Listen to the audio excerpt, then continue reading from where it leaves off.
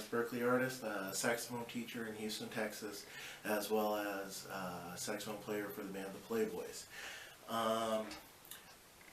One of the topics that I'd like to cover today is something that I find pretty important with a lot of my lesson students and for my own personal playing, and that's just the simple concept of breathing.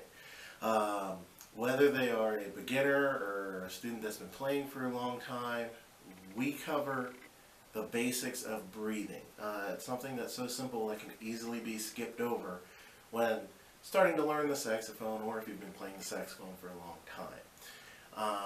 What I like to tell my students is, anybody can wiggle their fingers and blow into the saxophone. Saxophone is one of those things, if you blow into it, something's coming out the other end. So we focus on breathing so that way we can make a good characteristic saxophone sound. With my beginners, especially if they're brand new to the saxophone, we do something very simple as far as breathing goes. I'll just set the metronome and I'll tell them they're going to breathe in on count 4, and they'll hold a note, either B, A, or G, something very simple, and they'll hold it for 4 counts. Then they'll breathe in on count 4, and then they'll hold it for 6 counts. So something pretty simple like that, and we'll go kind of till they run out of air. Usually most beginners, they'll get to 12 or 14 counts. So, for example, I'll tell them, you're going to breathe in on count 4, and you're going to hold G for 2 counts. And I'll give them 1, 2, 3. Now I'll say 4 counts, and 1, 2, 3.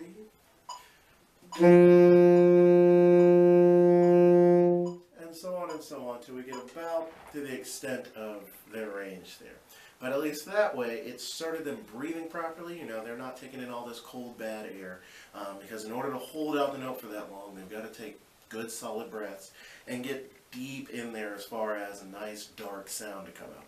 Now, of course, the first couple times they're going to do it, it's going to be very loud, and they're not going to last very long. But the more they do it, they're going to start to gain a little bit of control of their breathing, and they're going to be able to extend it out. And then it ends up being kind of a little game with them because they want to beat the last time that they had. And usually the first time that they run out of air when we try doing it, they want to try it again because they think that they can go farther than that. And so that's fine. With some of the older students, maybe those that have been playing for a little while, we incorporate that breathing exercise into scales.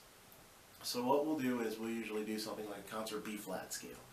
And they'll breathe in on count 4, and then they'll play the first note, and then play the second note, and they come back to the first note, and then they breathe, then first, second, third. So each time they just keep adding a note to the top of the scale.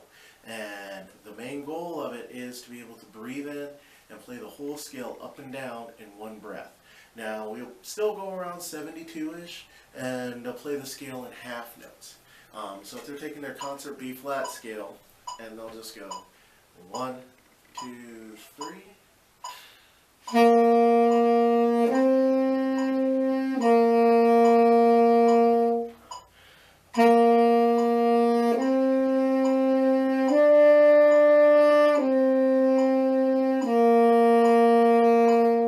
So on and so on, they're just adding a note till eventually they get through the whole scale.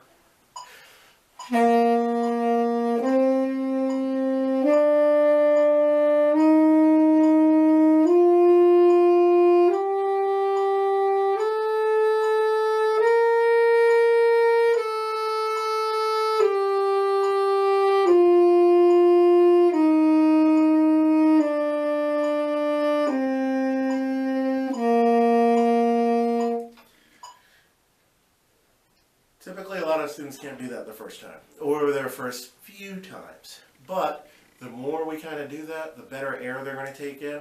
They'll start to realize that they can't go fortissimo the whole way. So they'll kind of go, piano, mezzo piano, and they're able to go all the way up and down the scale.